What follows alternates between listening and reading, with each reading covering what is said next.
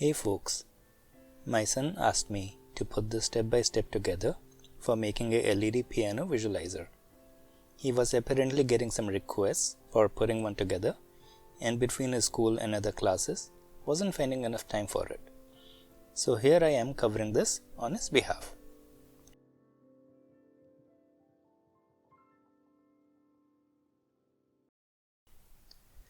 First thing first, neither my son nor me can take credit for making this visualizer. We are both not familiar with the coding that makes this work. We merely followed the steps listed on this page, and I have posted a link to this page in the instructions below. The author of this page is very easy to interact with and normally responds to queries the same or the next day most of the time. If this tutorial helps you, please show some support by subscribing to this channel. It would mean a lot for my son as he is trying to grow this channel so he can build a good resume for college. Alright, let's begin. Here are the items that we need. Of course, a piano with a MIDI or USB output.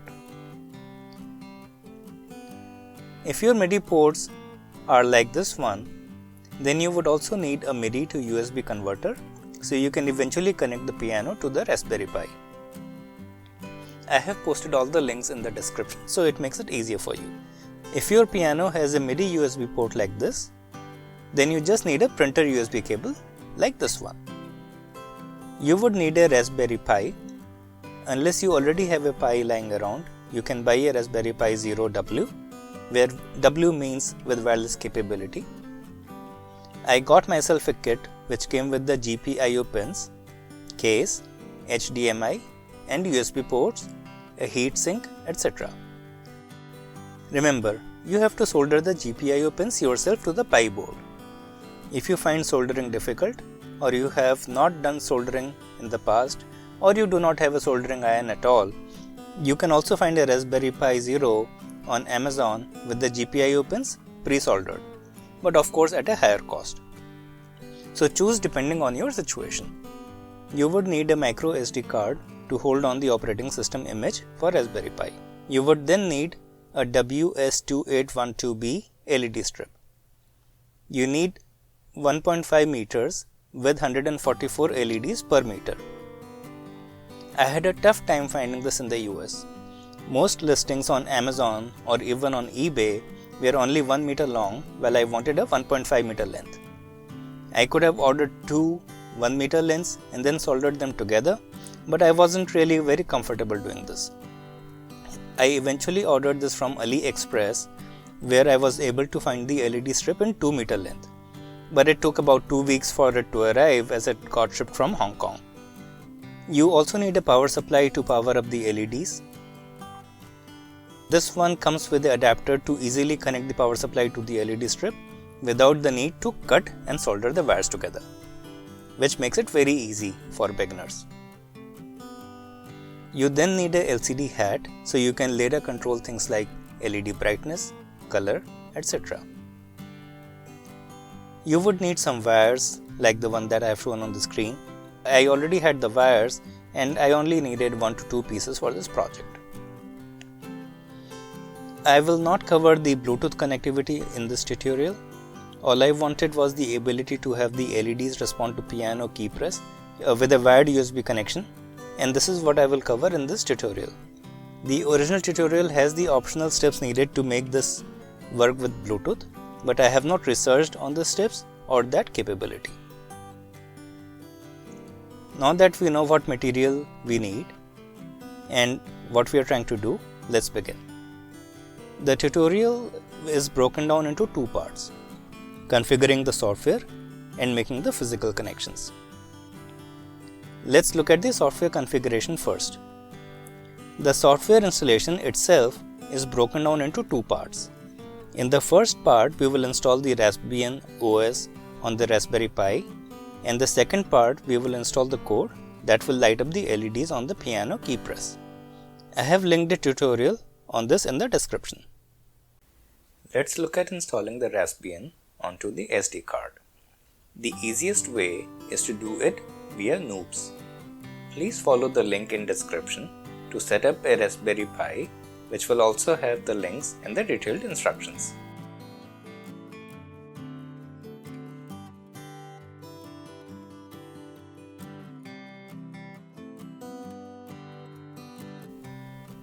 From the downloads page, I am downloading Noob's zip file. Make sure you know where it is getting saved. In most cases, it will be in the downloads folder of your PC.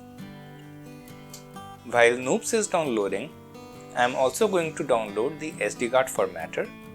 The link is in the same guide for setting up the Raspberry Pi.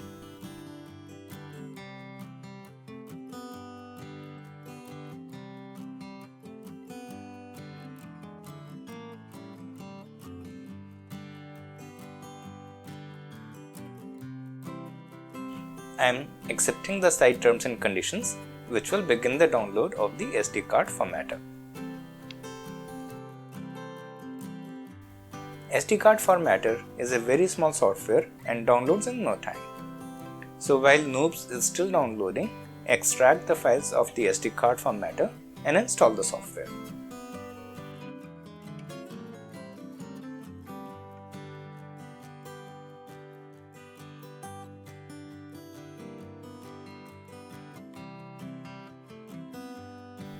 Once installed, launch the SD card formatter software. Make sure that your SD card is inserted in your laptop or PC card reader, and make double sure that you have the right drive letter selected in the SD card in the software. Go for quick format and the SD card should be formatted within seconds. Noobs is also downloaded now. I will locate the zip file and extract it. Once extracted, I will select all contents of the extracted folder and copy paste them onto my SD card.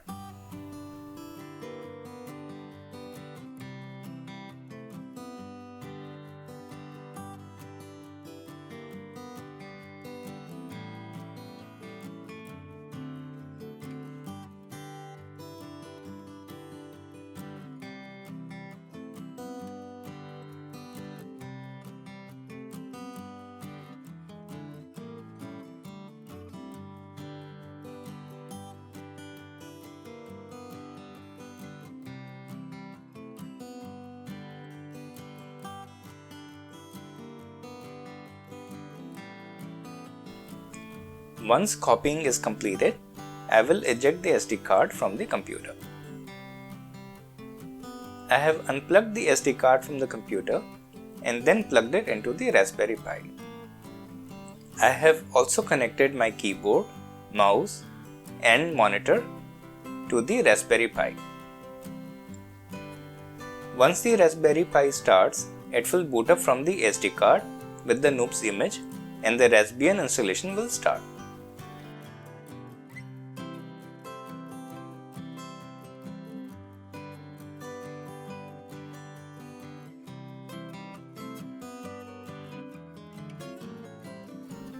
I selected my wireless network .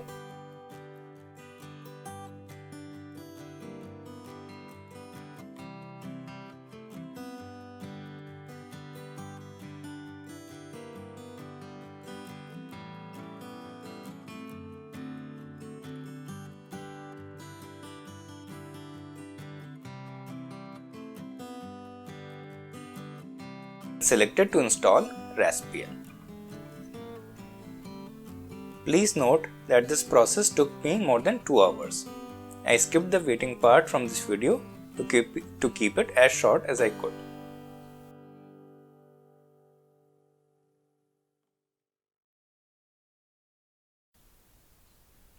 After installation completes, the system will restart and present you with a screen to choose the country, language and time zone. Choose these values according to your location. When you are done, you can hit on next.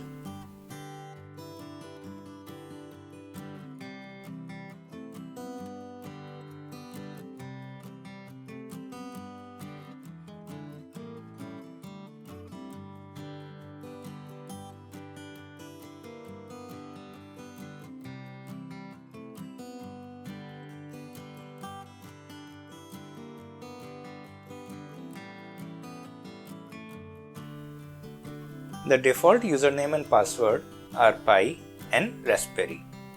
Even though I am skipping this, it is strongly recommended that you change these. In order to save time, I am skipping software update, but it is strongly recommended that you update the software before you continue. The setup is now complete. I will not restart the system as yet. There is one more step that I want to do before restarting. Go to the Preferences and choose Raspberry Pi configuration.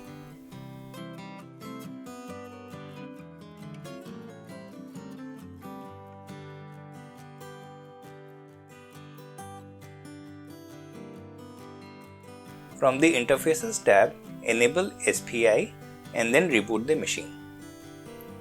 Ignore the recommended software screen that you see in my video. I launched it in error and you will not see it.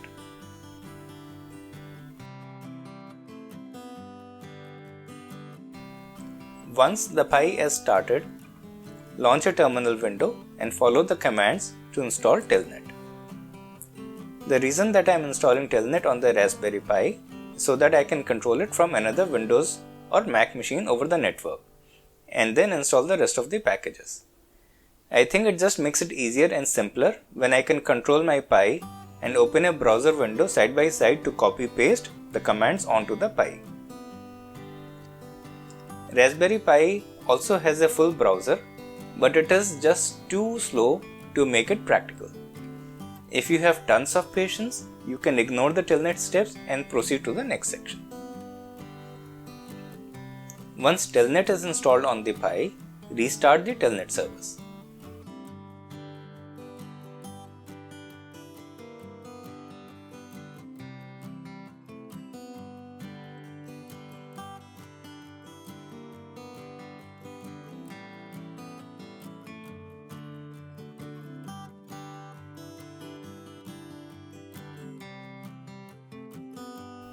I also need to know the IP address of this Pi so I can connect to this machine from another computer. From the terminal window, issue the command ifconfig and under the WLAN 0 interface, look for the inet address. In my case, as you can see, it is 192.168.1.214. In your case, it is going to be different. Take a note of it and write it down somewhere. Also note that restarting the Pi may change this address. In the next step, I am going to change the boot property of the Raspberry Pi. From the terminal window, issue the command sudo respi-config, select boot options and then desktop CLI and then console auto login. After this, choose save and exit. After doing this, and on the next restart, the Pi will not start in a GUI mode or the graphical mode. It will only present you with a command prompt. I wanted to make this Pi as standalone as possible, so when I need to use it with the piano, I do not want to bother using a keyboard and mouse and a monitor. Okay, so I am back on my Windows computer. I am installing the Telnet client so I can connect to the Raspberry Pi. The Raspberry Pi is only connected to the power right now. It has no monitor, keyboard or mouse connected to it at this point.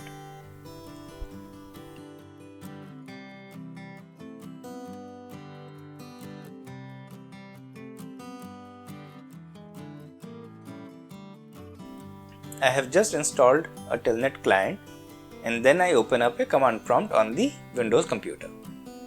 On the command prompt, I gave the command telnet followed by the IP address that I noted down from the Raspberry Pi. This gives me the login screen of the Raspberry Pi.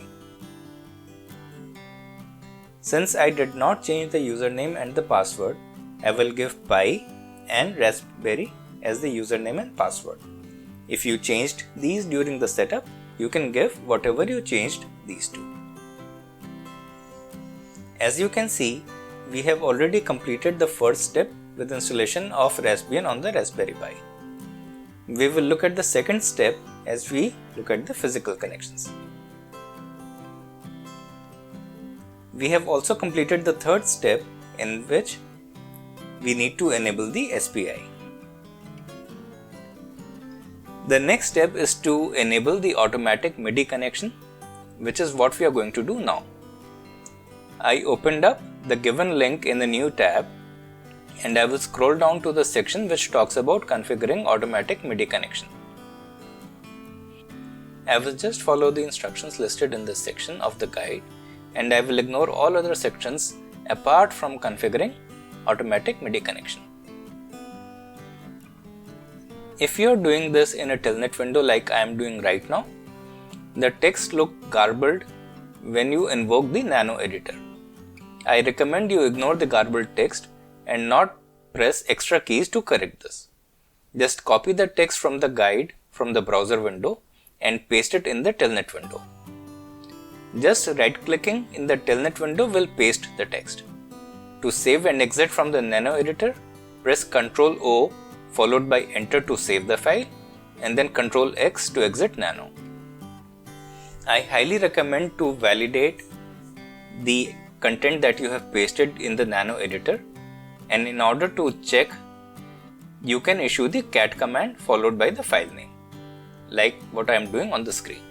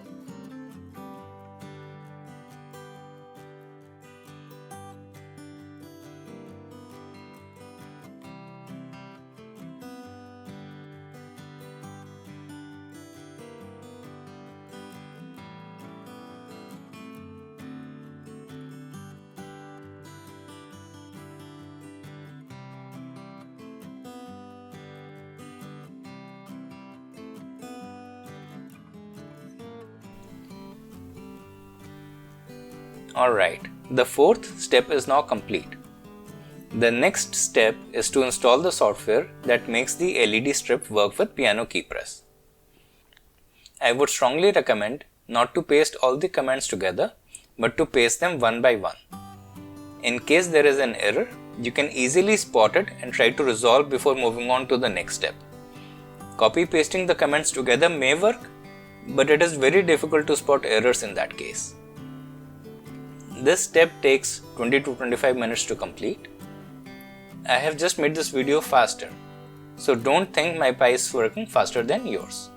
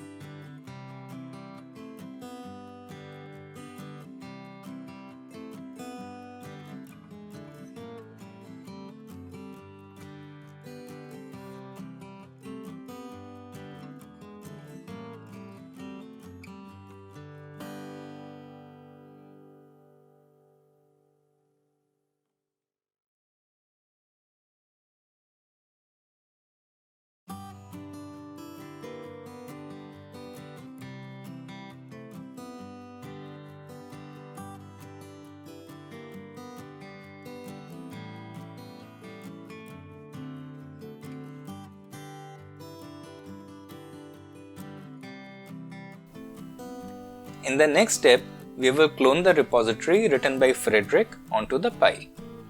To clone the repository, we will issue the command git clone https://github.com/onlaj/piano-led-visualizer.jet.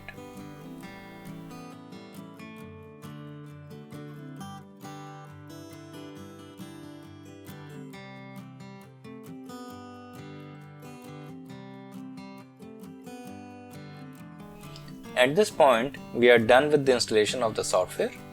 Type exit to close the telnet session. Like I said earlier, I want the Pi to work as a standalone unit.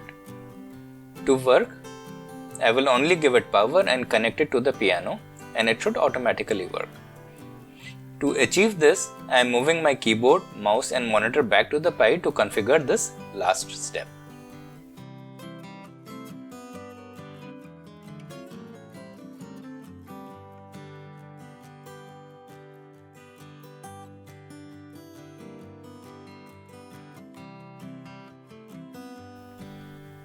Back on the Pi, issue the command sudo nano/etc/profile. Scroll to the very bottom of the page and insert the following command: sudo -E python/home/pi/piano-led-visualizer/visualizer.py, and then followed by an ampersand sign, which denotes that this is an endless loop.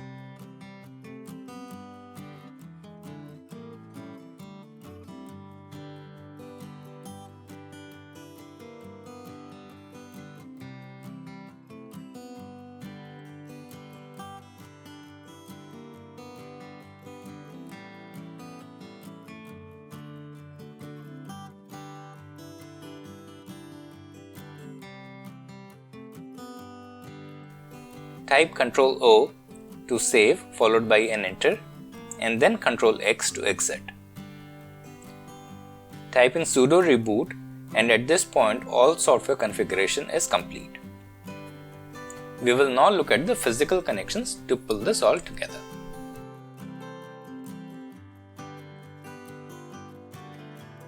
Making the physical connections for this project is really not that difficult.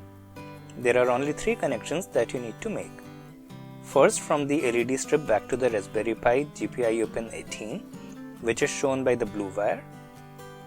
Then attach 2 wires to the negative of the power adapter.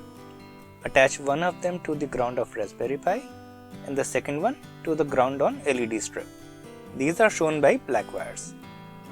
The third connection is from the positive of Raspberry Pi to the positive or 5 volt on the LED strip. Once you are done making the physical connections, attach the LCD hat on top of the Raspberry Pi. You can just slide it on top of the GPIO pins. It's pretty straightforward. The only tricky part is to keep the 2 wires connected to the Raspberry Pi along with the LCD hat.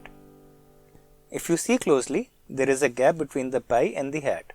You can either solder your wires on this gap or twist your wires on the pins between this gap and secure it by shrink wrap. If you find this difficult, just order a GPIO 1:2 adapter which will replicate your GPIO pins into 2 sets. You can attach the LCD hat on one set and the wires easily on the other set. This is how the final product looks like. This is my Raspberry Pi and this is the power adapter. This is the cable that will connect to the piano.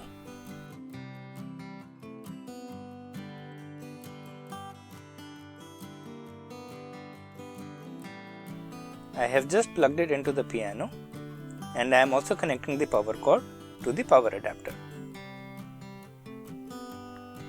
I am now connecting the power to the Raspberry Pi.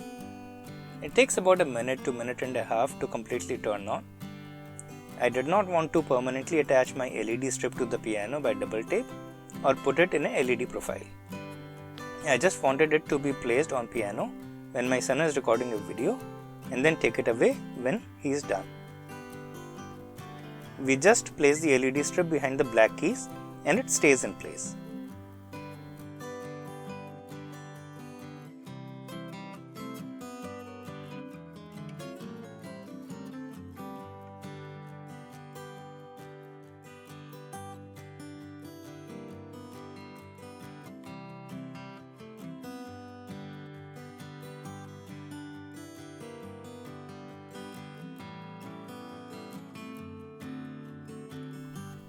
You can see the LEDs lighting up as I press the piano keys.